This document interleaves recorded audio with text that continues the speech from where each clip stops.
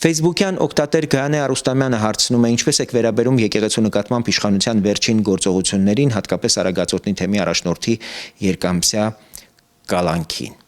Հարգարժան Գայանե, ինձ այստեղ հուզում է ոչ թե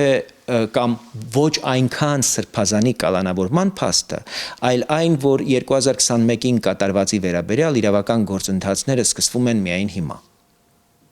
Սա ոչ թե մեկ անձի, այլ համակարգային անգործության եւ ընտրական իրավունքի նկատմամբ տևական անպատժելիության հետևանք է։ Երբ հոգևորականը իր դիրքն օգտագործում է քաղաքացու կամքը ճնշելու համար, դա դառնում է ոչ թե հավատքի, այլ իշխանության յուրացման գործողություն։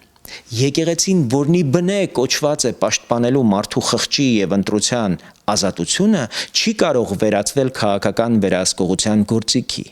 Պետությունը պարտավոր է արձագանքել օրենքի շրջանակներում անկախ սրբազանի որևէ պաշտոնյայի կամ գործարարի կարգավիճակից։ Ոչ ոք, նույնիսկ բարձրաստիճան եկեղեցականը չի կարող կանգնել օրենքից վեր։ Սա է իրավական պետության եւ ժողովրդավարության իսկական փորձաքարն ու ուժի աղբյուրը։